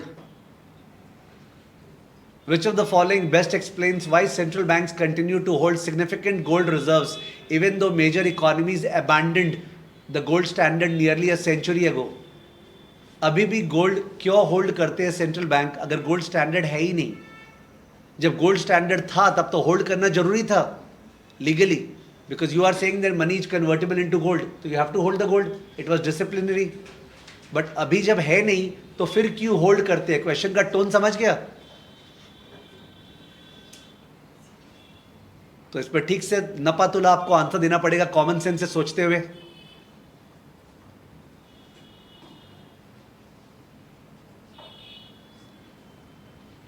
आपको समझ में आ रहा होगा, ए फालतू का बकरा है, बोला इंटरनेशनल लॉ, हम कसम खाते हैं 10% गोल्ड होगा, ऐसा कोई कसम लॉ नहीं है। बचा बी और सी। सी क्या बोल रहा है? सब जन सी बोल रहे हैं। Gold holdings allow central banks to immediately return to gold standard if fiat currency systems fail. Now that is not the reason. Fiat currency system is here to stay. Nobody is going to go to gold standard, believe me. Nobody is going to go to gold standard. किसी का दम नहीं है. UK ने 1930s में gold standard abandon किया था. US ने 1970s में gold standard abandon किया था. And दोनों बहुत ही shock था to the world. मतलब it was clear cut open चोरी कि आपने दुनिया को बोल रखा है and now आप announce कर रहे हो. तो लोग उसके परे आ चुके हैं कि वही उसका कोई भरोसा नहीं करना. आज के दिन कोई बोल देना US, we are now announcing gold standard. Nobody cares a damn about them because people know that कोई फायदा ही नहीं है विश्वास करके. So C cannot be the answer, although C was lucrative. The answer has to be B. Central banks hold gold as a part of their reserve management responsibilities, and large-scale selling could potentially depress gold prices. Now ये language ऐसे लिखा हुआ है because पक्का ये text में लिखा हुआ होगा. The command which has been given to Claude or GPT. But otherwise थोड़ा better explanation होना चाहिए था. The better explanation is that forex reserves should be held in something which is credible. Something जिसके ऊपर विश्वास किया जा सके. Something that can be relied upon. ठीक है तो इंडिया जैसे इंडिया का forex reserves massively in terms of dollar treasuries है. यूएस ट्रेजरी, यूएस गवर्नमेंट जो बॉन्ड इशू करता है ना, treasury bonds, India is a significant holder of those bonds. But US ने रशिया के साथ क्या किया? यूएस ने रशिया का $500 बिलियन का रिजर्व्स जब्त कर लिया. When the Russia Ukraine war happened, तो इन दैट केस $500 बिलियन का US treasury Russia was holding. And the US just forfeited the same. Since that has happened, you never know कब US किसका क्या कर दे. तो obviously इसलिए central banks लोग को लगते हैं कि यार गोल्ड ही बेटर है, उसमें कम से कम किसी कंट्री का कंट्रोल नहीं है ना. The only fear in gold is that अगर लैब ग्रोन डायमंड आ गया तो लैब ग्रोन गोल्ड आ जाए तो ठीक है. But it doesn't seam it may happen. होने को तो कुछ भी हो सकता है. ठीक है. सो आई थिंक बी का wordings could have been better. But ये बेटर क्यों नहीं है? बिकॉज कोर का लैंग्वेज में ये लिखा हुआ होगा इंस्टीट्यूट का. तो बिकॉज दे छापोफाइड द सेम लैंग्वेज. ठीक है कि रिजर्व मैनेजमेंट रिस्पॉन्सिबिलिटीज, और अगर गोल्ड को बेचेंगे तो गोल्ड का प्राइस पूरा तहस नहस हो जाएगा. ठीक है ना. क्या बोल रहे हैं पता नहीं, छोड़ो. Next number 3. In August 23, first community bank, a regional bank in the US, experienced a sudden liquidity crisis. जब सिलिकॉन वैली बैंक का हुआ था ना, तो साथ साथ में और भी बैंक्स का हुआ था. First community bank, it experienced a sudden liquidity crisis when depositors lost confidence and began withdrawing funds rapidly. Line लगा लिए. The bank had sufficient long-term assets, उनके पास long-term treasury था 10 साल 20 साल का, but could not quickly convert them to cash to meet withdrawal demand. Which role of the central bank would be most relevant in addressing this situation? What is the answer? A. Lender of the last resort. Okay, lender of the last resort. That role of the central bank. यहाँ पे आपको 3 roles दिख रहे हैं. ठीक है. Supervisor of the payment system, conduct of monetary policy, lender of last resort, उसके अलावा कस्टोडियन ऑफ फॉरेक्स रिजर्व्स. तो आई डोंट थिंक आपको LOSA प्रिपेयर करना पड़ेगा, बिलीव मी. बिकॉज यहाँ वैसे प्रिपेयर नहीं होते जैसे अपने 11-12 में प्रिपेयर करते थे कि जाके लिखना है या कुछ याद करना है. नो, अगर भूल भी गए हो तो भी क्वेश्चंस आने पे याद आ जाते हैं. That's the best part about the CFA programme. ठीक है. तो स्ट्रेस देना ही नहीं है माइंड को, और अपने डिस्कस इतना ज़्यादा करते हैं जिससे कि वो और ज़्यादा इंटरनलाइज हो जाए अंदर. Next question number 4. An analyst is preparing the institutional framework of banking supervision across different countries. An analyst is comparing the institutional framework of banking supervision across different countries. She notes that in Germany, both the Federal Banking Supervisory Office होगा कुछ and Deutsche Bundesbank, तो Bundesbank वहाँ का central bank है. ठीक है. और Federal Banking Supervisory Office कोई एजेंसी है, are involved in supervision. 2 जन सुपरविजन करते हैं वहाँ पे. While in Canada, the office of the Superintendent of Financial Institution is solely responsible. Which statement best characterizes banking supervision among major economies? Which statement best characterizes banking supervision among major economies? तो कौन सा sentence सही से बता रहा है कि banking supervision कैसे होता है, ये पूछ रहा है वो. एवरीबडी सेइंग सी. वहां पे भी आदित्य, मेघा, अभिषेक, Banking supervision arrangements vary across countries, with some having sole supervisors and others sharing responsibility among multiple entities. ठीक है, इंडिया में क्या स्टेटस है? Sole. Who is it? RBI. England में क्या हुआ? इंग्लैंड ने bank of England was the supervisor, उसके बाद जाके उसको हटा दिया, एजेंसी अपॉइंट किया, फिर एजेंसी ठीक से सुपरवाइज कर रहा नहीं था, फिर से बैंक ऑफ इंग्लैंड को ला दिया. तो यूके तो क्या कर रहा है भगवान जाने. ठीक है ना. Question number 5.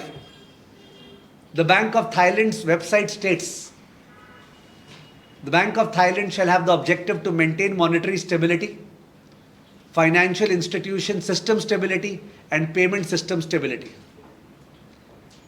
Monetary stability का मतलब प्राइस स्टेबिलिटी हो गया. फाइनेंशियल इंस्टीट्यूशन सिस्टम स्टेबिलिटी मतलब ऐसा कुछ नहीं हो जाए कि 3-4 बैंक फेल हो जाए and the payment gets triggered, the failure gets triggered. मान एक जन के पास खांसी होने से बाकी लोग को ही फैल गया. Systemic crisis should not happen. And payment system stability.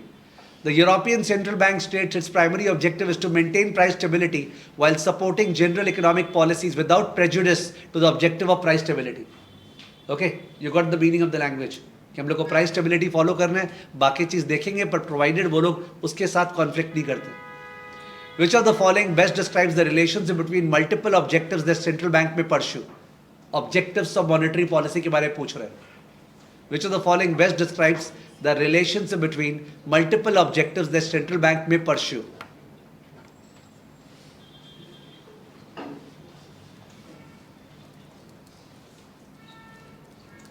सबका आंसर राइट हो रहा होगा. What is the answer? A. A is the answer. ठीक है. Price stability is typically the primary objective while other objectives are secondary और subordinate to it. ये general है, यही होता है.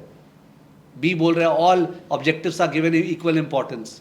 सी बोल रहा है employment and growth objectives take precedence. ये होता है फिस्कल में. किस में होता है? फिस्कल में, not in monetary. Answer is a. Question 6. In September 2007 northern rock, मैं भूल के नॉर्दर्न आर्क बोल रहा था. Okay, it's northern rock. A UK mortgage bank approached the Bank of England for emergency funding because it could not replace its maturing money market borrowing. When news of this became public, depositors formed queues outside branches and withdrew approximately 2 billion GBP over 3 days. The UK government eventually guaranteed all Northern Rock deposits. The case study illustrates which two functions of central bank. दो functions है यहाँ पे. Which two functions? Lender of last resort and importance of maintaining confidence in the financial system. The financial system thrives on confidence, and that confidence is ultimately provided by the government. Okay? So lender of the last resort and importance of maintaining confidence in financial system. कोई पूछे ना तुमसे which industry is the most heavily regulated in the world? कौन सा industry? Cement, steel, banking, insurance वगैरह वगैरह. Answer है banking. Because bank failure is systemic in nature. It explodes. ठीक है. सबसे ज़्यादा रेगुलेशन होता है कि बैंक्स ये नहीं कर सकता है, CRR, SLR, पॉलिसी रेट वगैरह वगैरह, कहाँ लेंड कर सकता है कहाँ नहीं वगैरह वगैरह. Lot of regulations in banks. Question number 7. Who is analyzing the institutional structure of central banking in her country? She observes that a central bank has legal authority as the sole supplier of domestic currency. ये भी तो एक rule है. One of the rules I forgot. Sole supplier of domestic currency. Note तो central bank ही छापता है. One of the rules which I forgot. And this currency is designated as legal tender, fiat money. Which of the following risk is most directly created by the central bank's monopoly power over currency supply in a fiat system? Question पूछ रहा है. Gold standard जब था ना, तब तो जितना पैसा छोड़ेंगे सिस्टम में उसका बैकिंग गोल्ड होना चाहिए. Suppose 1 USD equal to 0.1 ounce of gold. 1 USD equal to 0.1 ounce of gold. तो उस केस में अगर 1 million USD इश्यू होगा तो 1 million into 0.1 उतना गोल्ड होना चाहिए अपने पास.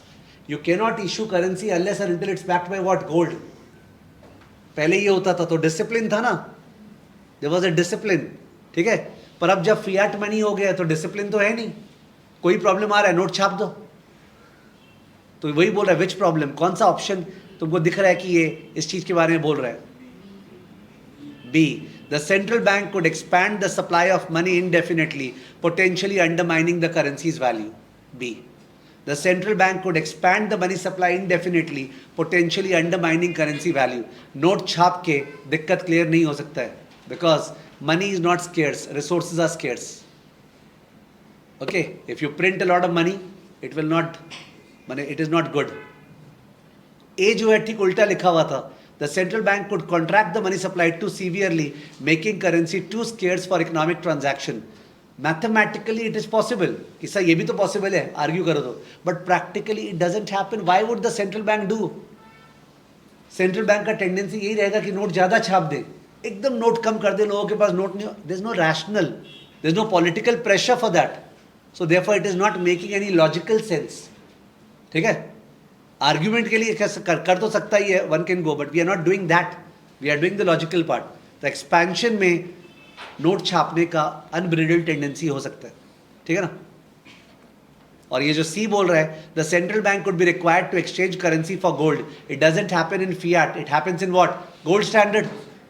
The central bank could be required to exchange currency for gold. Does it happen in fiat? No, it happens in gold. जबकि क्वेश्चन किसका था? फियाट का. Understood? So by the nature of the questions, you understood कैसे LOS A के पीछे ये question गया है. यानी what has been done by me? I have created a prompt, ठीक है, जिसमें मैं एक LOS का stuff डालता हूँ prompt में और उसको बोलता हूँ कि आपको जो question और answer बनाना है, those question and answer should have two objectives. Number one, they should be totally in adherence to the write-up, and number two, they should be so explanatory that students do not have to read the write-up.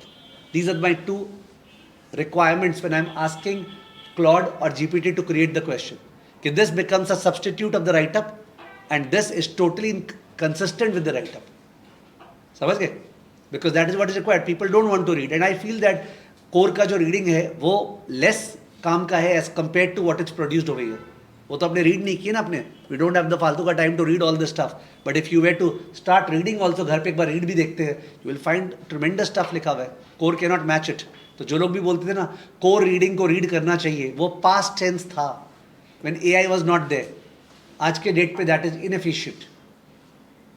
ठीक है. Core should be followed via such questions and the file of such questions being given to you. ठीक है ना. और mock test पे mixture रखता हूं मैं, इस टाइप का क्वेश्चंस भी और उसका भी थोड़ा सा लेवल हाई रखते हैं अपने इंस्टीट्यूट से. ठीक है. फुल स्क्रीन कर दो एक बार, बोरिंग हो रहा है. तो role of central bank, I hope it is clear. एक बार मन में रोल क्या क्या है सोच लो. मन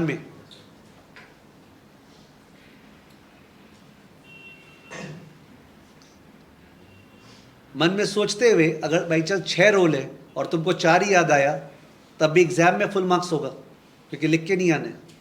जब वो क्वेश्चन में रोल आएगा ठीक याद आ जाएगा. चीज समझे? तो याद करके टेंशन नहीं करना. बड़े पढ़े इसलिए याद कर रहे. तो एक रोल जो मैं भूल गया था, वो कौन सा रोल था?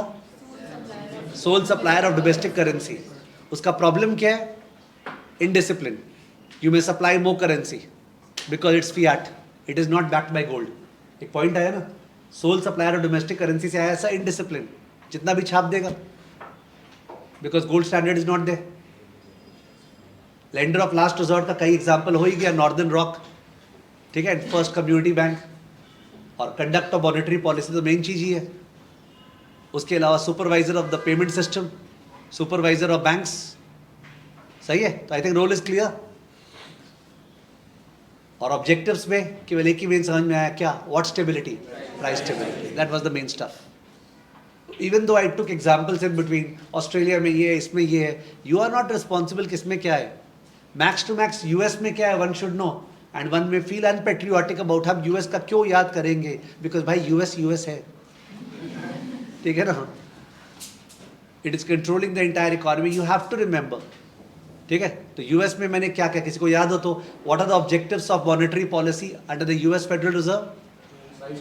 प्राइस स्टेबिलिटी और full employment and moderation of long term interest rate. Moderation of long term interest rate.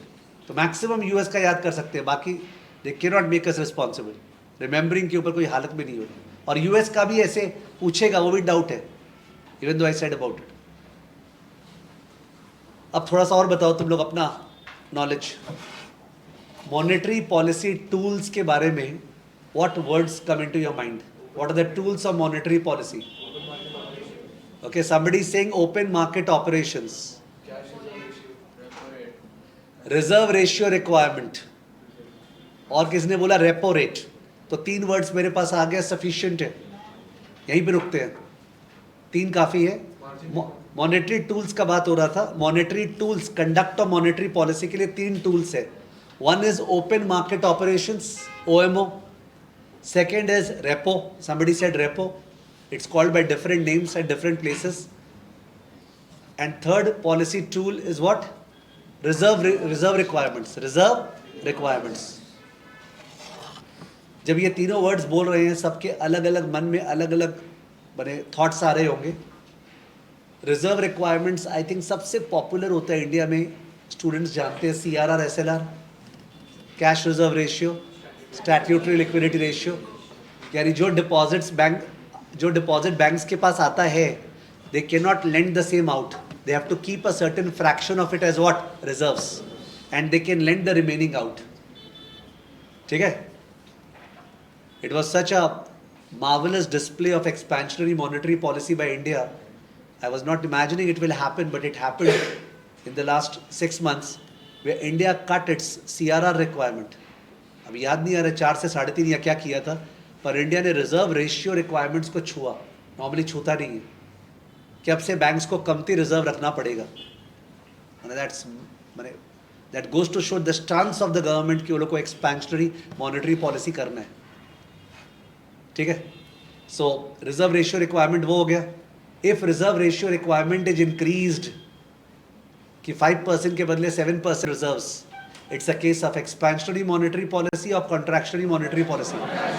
Contractionary, because in that case banks have to hold more reserves, they will be able to lend less, funds available for lending will reduce, therefore money supply will come down, credit creation will come down.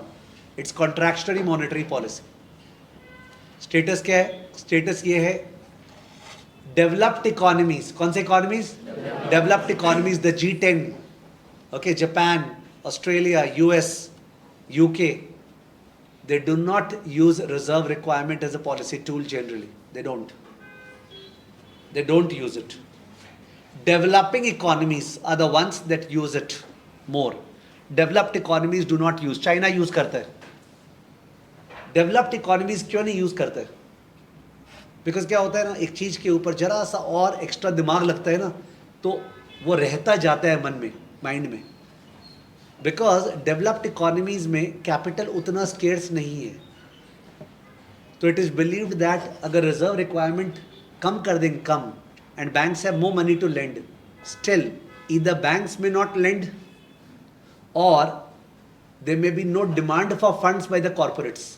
Growth ही नहीं है ना वहाँ पे, या banks में भी so afraid of lending कि ऐसा वातावरण चल रहा है, नहीं यार डिफ्लेशन होने वाला है, हर समय तो वहाँ पे डर डिफ्लेशन का ही है। So because of which they find that it is not effective. Reserve ratio कम करने से बैंक्स लेंड ज़्यादा नहीं कर पाते, ऐसा पाया गया है। बट डेवलपिंग इकोनॉमीज में इतना कैपिटल स्टार्व्ड है कि if you reduce reserve ratio, banks have funds and you find that activity starts. ठीक है, तो रिजर्व रेशियो रिक्वायरमेंट का ज़्यादा लोचा इस चैप्टर में नहीं है, let's keep it on the side, अपने काम नहीं आने वाले। अब बचा 2, कौन कौन सा? रेपो रेट और open market operations. Repo rate के बारे में दे have not use the term repo rate, first they have use the term policy rate. What rate? Policy rate. Now policy rate का आपको जो समझ में आ रहा होगा, first feeling is that it is the rate at which central bank provides money to commercial banks. Policy rate is the rate at which central bank provides money to what? Commercial banks. How does it provide the money? By way of a repo transaction. Repo का मतलब repurchase obligation. Repurchase का मतलब पहले cell किया था। Repurchase कब होगा? कोई चीज़ बेचा था और वापस खरीदा, तभी तो repurchase वर्ड आएगा। तो रेपो में जो बैंक्स है, they sell their government securities to the central bank. तो आप लोग बैंक से आपको पैसा चाहिए तो आपने अपना सिक्योरिटीज़ मेरे को बेचा, तो मैं आपको पैसा दिया, करेक्ट? और आप उस सिक्योरिटी को फिर से रीपर्चेस करोगे, से after 10 days, after 5 days, after 1 day, you will repurchase. कौन से दाम पे? At the price at which you sold plus something is the repo rate, plus something is the repo rate. तो ये कॉम्प्लिकेटेड हो जाता है शुरू में स्टूडेंट्स के लिए, बिकॉज उनके लिए सिंपल था, भाई आरबीआई जो है बैंक्स को पैसा देता इंटरेस्ट पे, पर यहाँ पे जो पैसा दे रहा है वो अगेंस्ट गवर्नमेंट सिक्योरिटी दे रहा है, देयरफॉर इट्स कॉल्ड रेपो. अपने क्लास में कौन सा चैप्टर था जहाँ रेपो जोर से हुआ था? Fixed income. फिक्स्ड इनकम में रेपो मैंने बहुत ही पेशेंटली और बहुत टाइम दे के करवाया था, बिकॉज ये रेपो वाला चीज़ तीनों लेवल्स में परेशान करता है, जहाँ स्टूडेंट बार बार बोलता है पता नहीं यार ये रेपो समझ में नहीं आता है. तो I had done it very very elaborately. Okay, repo in fixed income, that can not be repeated right now and should not be repeated. ठीक है, that is not the discussion going on. तो repo rate is the rate at which central bank lends money to commercial bank. That would be sufficient. उसका जो mechanism है ना कि government security cell करके repurchase करेगा, वो यहाँ पूछने वाला नहीं है. If you understanding that repo rate पे लेंड करते हैं सेंट्रल बैंक कमर्शियल बैंक्स को, that is the repo rate. ठीक है, तो it is called the discount rate in US. It's not called repo rate, it's called the discount rate in US. It's called the refinancing rate I think in Europe और UK. अलग अलग नाम से बोलते हैं पर है रेपो रेट. यूएस में repo rate is not the policy tool. US में the policy tool is the FFR. क्या बोला? FFR, fed funds rate. Fed funds rate, FFR, that is the policy tool. Fed fund rate is the rate at which commercial banks borrow from each other on an overnight basis.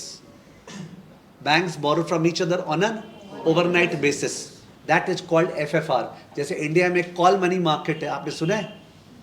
Call money market, if you have ever heard about it. Call money market interbank market है जहाँ पे banks एक दूसरे से borrow करते हैं.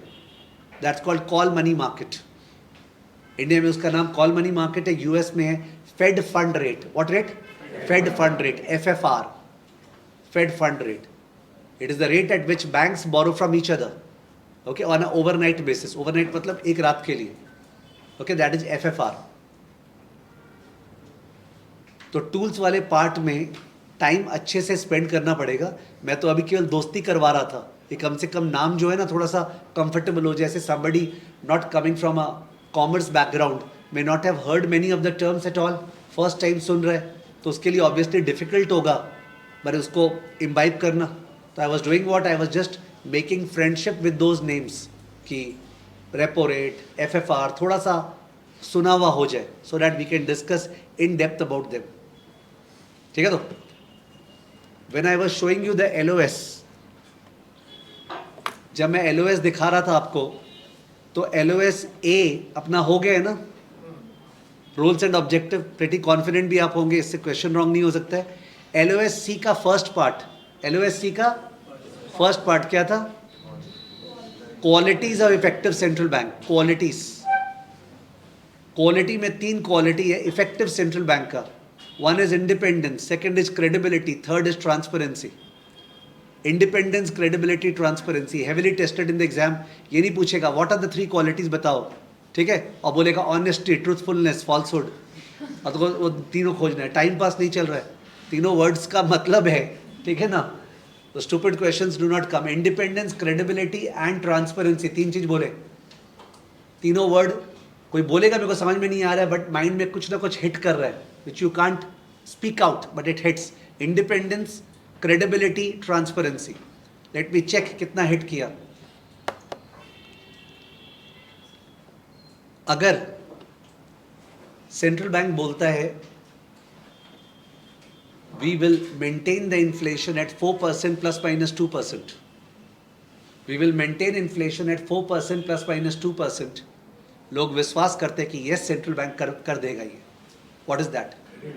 Credibility. Understood?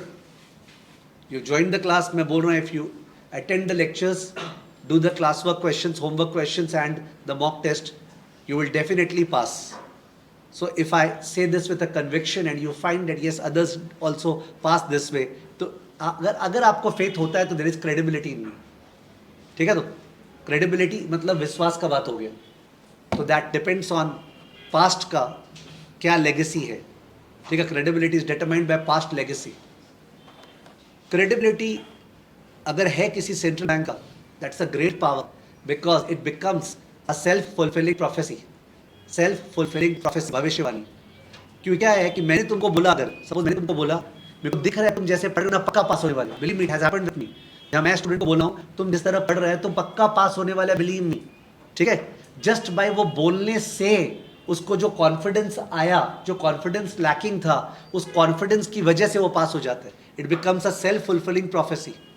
It happens, you will acknowledge, सही बोल रहे हैं अपने, what ever you believe me. या इतना ज़्यादा डिवोशन का इंडिया में जो है, ठीक है, कि भगवान को इतना मानते हैं and all that, because of that thing only you somehow और the other you link it to the fact that भगवान चाह रहा है कि हम पास हो जाए, या वैसा कुछ. इट्स क्रेडिबिलिटी वाला पार्ट. ठीक है, it has to walk the talk. तो central bank should earn credibility. अगर क्या होगा, एक्चुअली सेल्फ फुलफिलिंग प्रोफेसी को ठीक से बता नहीं पाया. सेंट्रल बैंक बोल रहा है इन्फ्लेशन 4% होगा, तो इन दैट केस जब वेजेस नेक्स्ट ईयर का इंक्रीज किया जा रहा है ना, तो you all are the workers, I am the company employ management, अपना बात हो रहा है नेक्स्ट ईयर वेजेस क्या होना चाहिए. तो आप लोग बात कर रहे हो इन्फ्लेशन का, कि इन्फ्लेशन होगा तो वेजेस बढ़ाना चाहिए. अब अपने सब जन विश्वास करते हैं सेंट्रल बैंक में, सपोज तो वेजेस कितना से बढ़ा जाएगा, 4%, बिकॉज सेंट्रल बैंक ने बोला था वेजेस 4% बढ़ेगा. इस तरह. और जो लेंडिंग है, तुम लोग बोरो करना चाह रहे हो, मैं लेंड करना चाह रहा हूं, तो अपना जो इंटरेस्ट रेट डिसाइड होगा वो भी real interest rate plus 4%, because everybody is expecting 4%.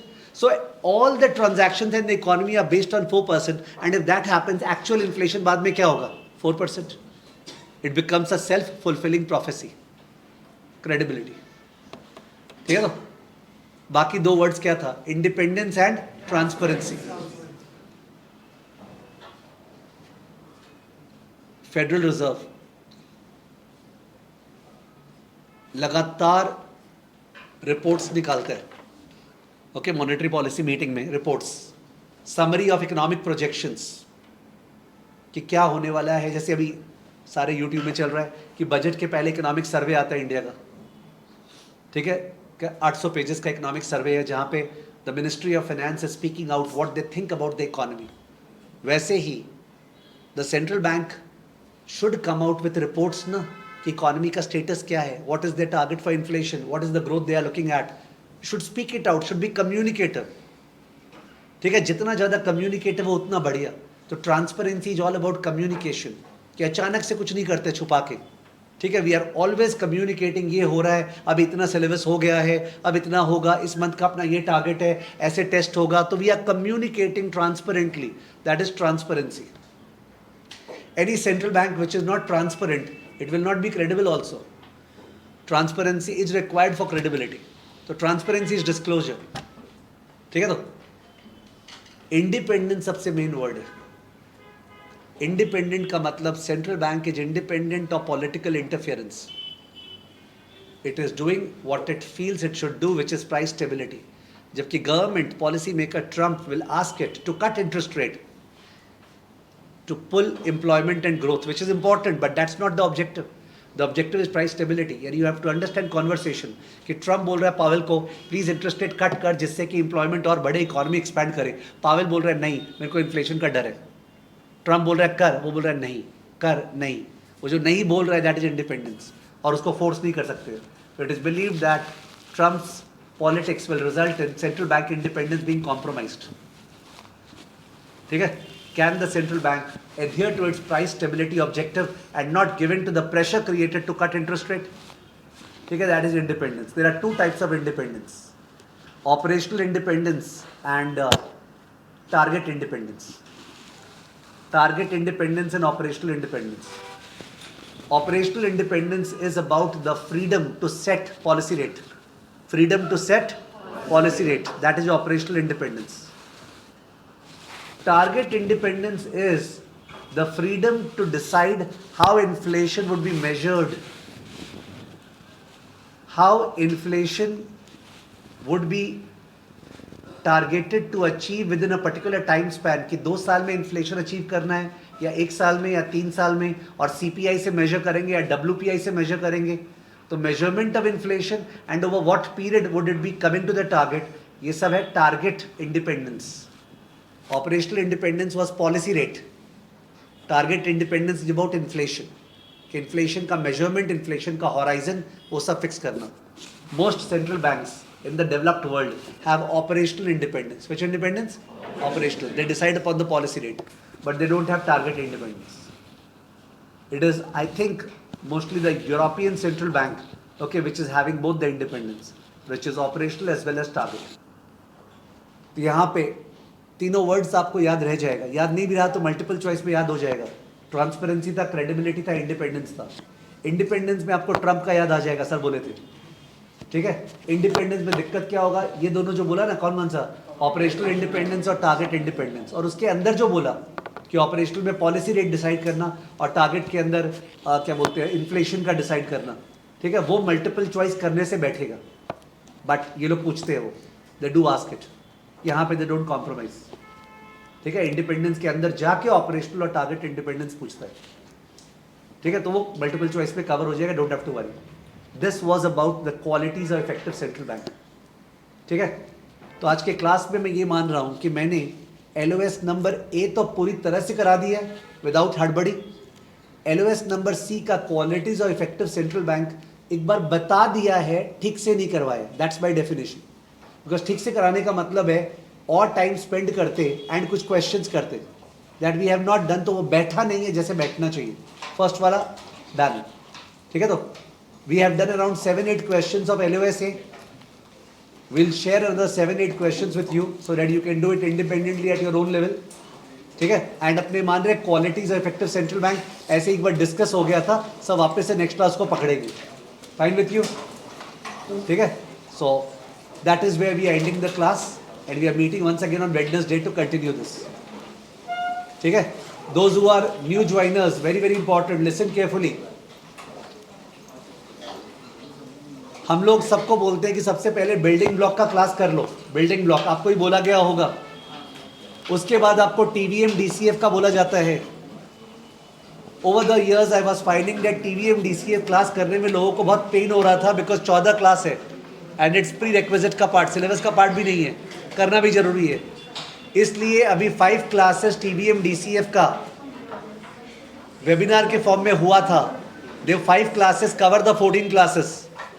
वो यूट्यूब पे है, उसका वापस से लिंक का शेयर हो जाएगा on the Telegram and on the जो यहाँ पे फेस टू फेस का ग्रुप है. तो आप वो 5 क्लास कर सकते हो, तो 14 क्लास नहीं करना पड़ेगा. Understood. Because it's not a part of syllabus but it has to be done. You know the calculator, you have to understand the same. ठीक है. तो the 14 can be avoided. Sir मैंने 3 क्लास कर लिया 14 में से, अब मैं क्या करूँ? तो भाई अब रुक जा, अब यहाँ से कर ले. नहीं सर पर मेरे को वो 3 क्लास बहुत ही अच्छा लगा, हमको वैसे ही करना है. तो ठीक है, तुम 14 कर ले. तो सर आप इस तरह से फ्लेक्सिबिलिटी क्यों दे रहे हैं? लाइफ में यही होगा. I visited Christ college right now. ठीक है. लास्ट वीक वहाँ पे सारे के सारे स्टूडेंट्स का केवल एक ही दिक्कत है, टू मेनी चॉइसेस. मैंने ऐसा शादी में पहुँच गए हैं जहाँ पे इटालियन, मैक्सिकन सब भर दिया है और तुमको समझ में ही नहीं आ रहा है मम्मी मैं क्या खाऊँ. तो that shouldn't be a barrier यार. ठीक है. चॉइसेस तो हो गए, you have to take a call and that is what AI will not be able to do for you. You will take a pick over there in chat GPT, बताइए मैं क्या खाऊं. It doesn't work that way. ठीक है ना. Okay चलो मिलते हैं वेडनेसडे. बाय.